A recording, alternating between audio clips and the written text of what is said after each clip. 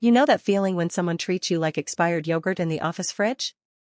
That's exactly how I felt when our CTO, James Whitmore, pulled me off the quarterly code review like I was contaminated goods. His smirk spread across his face like butter on warm toast as he delivered the news that still makes my jaw clench. "The juniors can handle it faster than you," he said, adjusting his designer glasses with the kind of smugness that could power a small city. The words hung in the air between us like toxic fumes, poisoning everything they touched. I nodded quietly and walked away, my footsteps echoing down the sterile hallway of Gray Enterprise's 32nd floor. The marble tiles gleamed under harsh LED lighting, each step a metronome counting down to something I couldn't yet name. But inside? Inside, I was calculating angles like a chess grandmaster 3 moves ahead, my mind already spinning through possibilities faster than a hamster on espresso. The inciting incident wasn't really James's casual dismissal, it was what I'd discovered 2 weeks earlier while diving deep into our legacy systems like an underwater explorer searching for treasure in a digital shipwreck. Someone had been systematically introducing subtle vulnerabilities into our core infrastructure, each one carefully crafted like tiny time bombs waiting for the perfect moment to detonate. The kind of sabotage that would make our entire platform crumble like a house of cards in a hurricane, but only under specific load conditions that would trigger during peak business hours. I'd been tracking anomalies for months, those nagging inconsistencies that made my developer instincts twitch like a cat sensing thunder.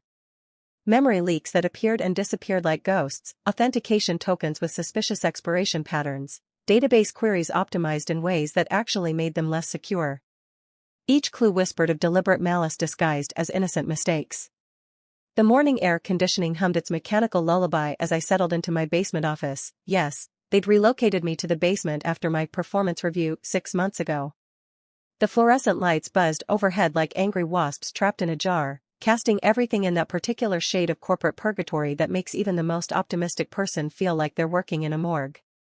Down here, surrounded by humming servers and forgotten filing cabinets filled with decade-old purchase orders, I felt like a detective in some noir film, piecing together clues in the shadows while the real criminals operated in plain sight above. My workspace had become a shrine to organized paranoia. 3 monitors displayed cascading code like digital waterfalls, while printouts of suspicious commits covered every available surface like puzzle pieces waiting to form a complete picture. The basement's constant 68-degree temperature kept me alert, but the isolation was its own kind of torture, death by 1,000 paper cuts of professional exile. My colleague Sophia Chen had been acting strange lately, her behavior shifting like weather patterns before a storm. Quick glances when she thought I wasn't looking, hurried conversations that stopped mid-sentence when I approached, and an unusual interest in deployment schedules that she'd never cared about before. She'd been James's protégé for 3 years, rising through the ranks faster than smoke through a chimney, collecting promotions and accolades like some kind of corporate Pokemon master. But protégés sometimes bite the hand that feeds them, especially when they're hungry for more power than their mentor is willing to share. I'd watched her transformation from eager junior developer to James's right-hand enforcer with the fascination of a biologist observing species adaptation in real time. "Helen, you seem stressed," she'd said last Tuesday, her voice dripping with concern thick as molasses and twice as cloying. We were standing by the coffee machine, that ancient beast that produced liquid that was technically coffee but tasted like it had been filtered through Jim's socks. "Maybe you should take some time off? You know, for your mental health." The suggestion felt about as genuine as a $3 bill featuring a unicorn. Her eyes held that peculiar brightness of someone who knows exactly what buttons to push and takes pleasure in pushing them slowly, methodically, like a cat playing with a wounded mouse. Rising tension built like pressure in a steam kettle over the following days, each interaction adding another degree of heat to an already volatile situation. James continued his campaign of professional assassination with surgical precision, wielding his authority like a scalpel designed to cut away my credibility one thin slice at a time. My project assignments dwindled to documentation updates and minor bug fixes, the kind of work they give to interns who've overstayed their welcome or employees they're trying to encourage toward the exit door. In meetings, he'd interrupt my contributions with theatrical sighs, as if my words were physically painful to endure, like fingernails on a chalkboard made of pure awkwardness. He had this way of checking his phone whenever I spoke, making it clear that whatever notification he'd received was infinitely more important than anything I might contribute to the discussion. The other team members began avoiding me like I was carrying some contagious disease of professional failure. Lunch invitations dried up, casual conversations became stilted exchanges about weather and weekend plans, and the collaborative energy that had once made our team formidable dissipated like morning mist under a harsh sun. But I wasn't idle during this orchestrated isolation. While James orchestrated my professional downfall with the enthusiasm of a conductor leading a symphony of destruction, I was conducting my own investigation with the patience of a monk transcribing ancient manuscripts.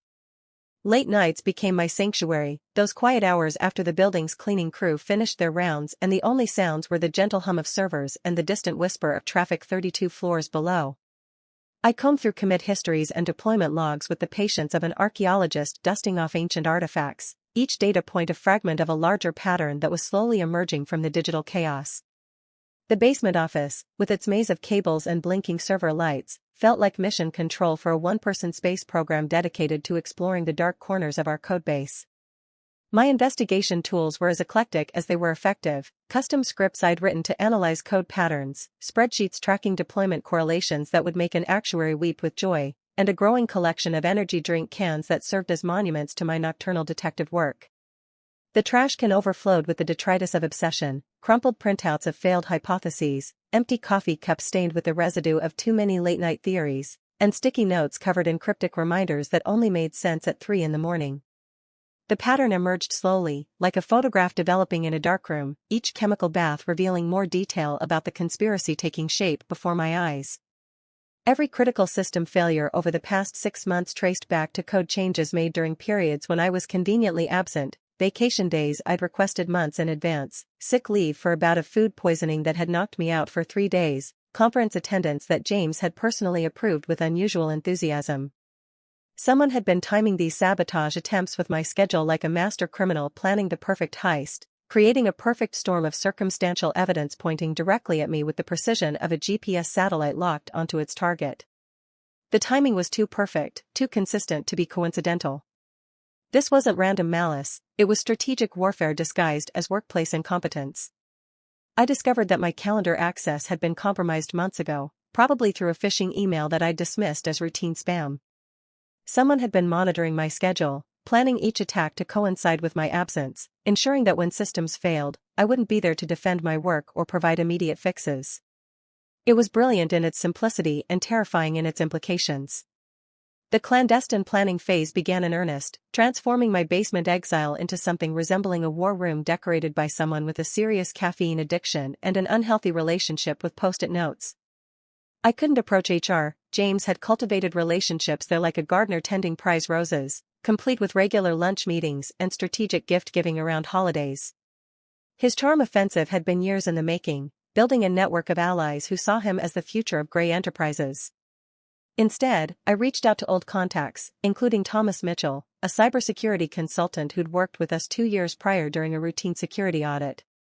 His expertise in forensic code analysis would prove invaluable, but more importantly, he owed me a favor from when I'd helped him identify a zero-day vulnerability that had saved his reputation with another client. "Helen, what you're describing sounds like insider trading for the tech world," he said during our coffee meeting at Luna's Cafe, a small establishment 3 blocks from the office that served the kind of coffee that could resurrect the dead and pastries that made you believe in divine intervention. The ambient noise of espresso machines and casual conversation provided perfect cover for our conspiracy planning. Someone setting you up to take the fall for systematic infrastructure weakening. Thomas had this way of explaining complex cybersecurity concepts using food metaphors that made even the most technical discussions feel like cooking shows. "Think of it like contaminating a restaurant's supply chain," he continued, stirring sugar into his cappuccino with the precision of a chemist. "You introduce small amounts of poison at strategic points, then when people get sick, you blame the head chef who was conveniently out of town when the contaminated ingredients arrived." Small wins and setbacks punctuated the next several weeks like a jazz rhythm, syncopated and unpredictable, keeping me constantly off balance between hope and despair. I managed to isolate several suspicious code commits, but each discovery came with new obstacles that felt like playing whack-a-mole with a rigged hammer. Access logs were mysteriously incomplete, missing exactly the time periods I needed most. Key witnesses took sudden vacations to places with questionable internet connectivity. My basement office felt less like a sanctuary and more like a tomb, complete with the musty smell of old documentation and the ghostly presence of failed IT projects. The breakthrough that changed everything arrived on a Thursday evening when the building was so quiet I could hear my own heartbeat echoing off the basement's concrete walls. While reviewing backup tapes from our disaster recovery system, those ancient relics that most people forgot existed, I found something extraordinary hidden in plain sight, like a needle in a haystack made entirely of needles. Our external backup vendor, TechSafe Solutions, maintained complete audit trails that our main systems had somehow forgotten or had mysteriously corrupted during routine maintenance. These backups, stored offsite and managed independently, contained every keystroke, every login attempt, every code modification, a complete digital fingerprint of our infrastructure's slow poisoning that read like a murder mystery written in binary code. The evidence was devastating in its completeness and terrifying in its implications. Sophia had been methodically inserting vulnerabilities with the patience of a master gardener planting seeds, but each malicious commit was preceded by explicit email instructions from James. The smoking gun wasn't just one piece of evidence, it was an entire arsenal of digital fingerprints that painted a picture of conspiracy so clear it could have been used as a textbook example of corporate sabotage. Email threads showed James explicitly directing her to implement performance optimizations that were actually security holes disguised as efficiency improvements, like Trojan horses carrying gifts of system instability. He'd been planning to blame the inevitable system failure on my sloppy code review practices and declining attention to detail, setting up a narrative that would explain my dismissal while positioning him as the decisive leader who cleaned house after a crisis. The most chilling discovery was a draft email in James's sent items folder, never delivered but automatically saved, titled Post-Crisis Communication Strategy. It outlined his plan to present me as a cautionary tale about aging developers who couldn't keep up with modern practices, complete with talking points about the importance of fresh perspectives and agile leadership in the digital age. The turning point arrived like thunder after lightning, sudden, inevitable, and impossible to ignore, shaking the foundations of everything James had built.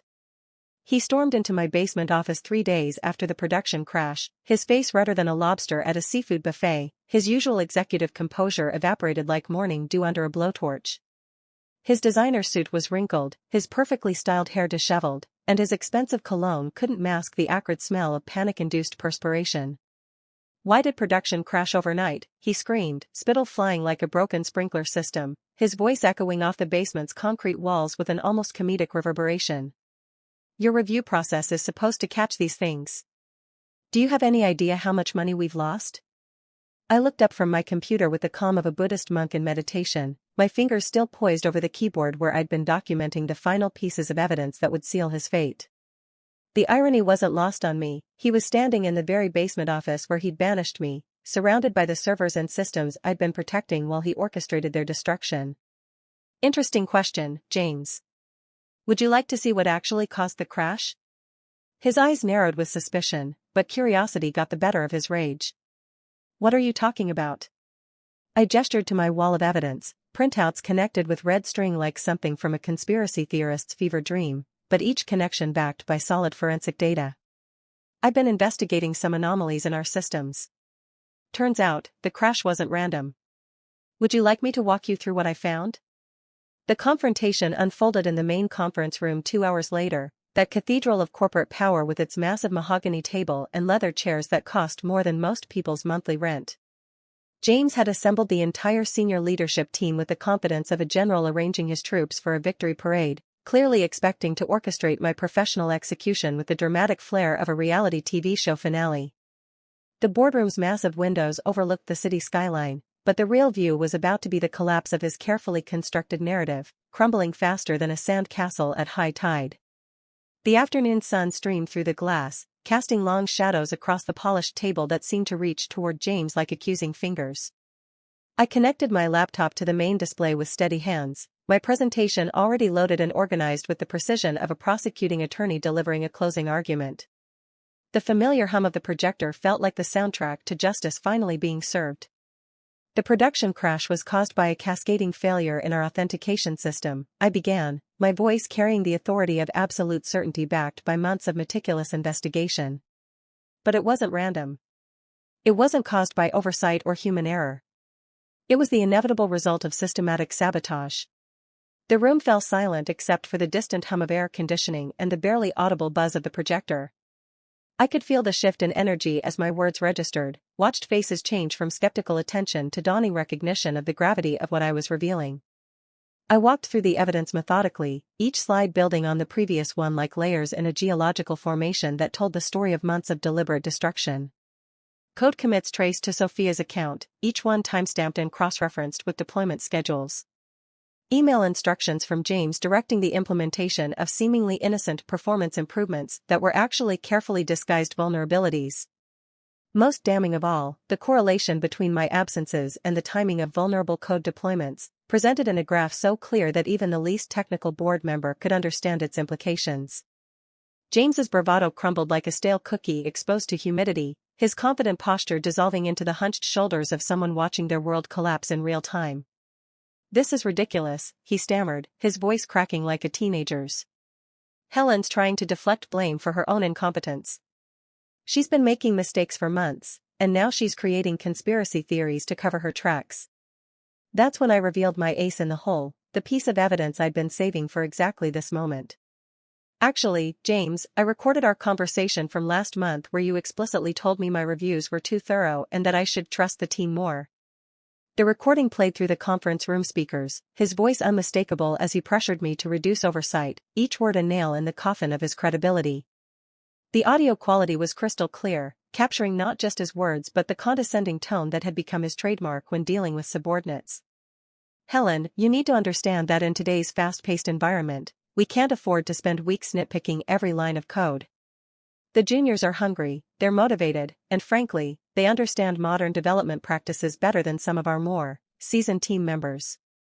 Sophia tried to speak, her face pale as printer paper, but the evidence was overwhelming like an avalanche of data that buried any possible defense. She opened her mouth several times, but no words came out, just the sound of someone realizing that their carefully constructed lies were about to be exposed to the harsh light of truth. Thomas Mitchell, joining us remotely from his office across town, presented his forensic analysis with the precision of a surgeon's scalpel, dissecting each piece of malicious code and tracing it back to its source like a digital bloodhound following a scent trail. His reputation in the cybersecurity community lent weight to every word, and his methodical presentation style made the complex technical evidence accessible to even the most non-technical board members.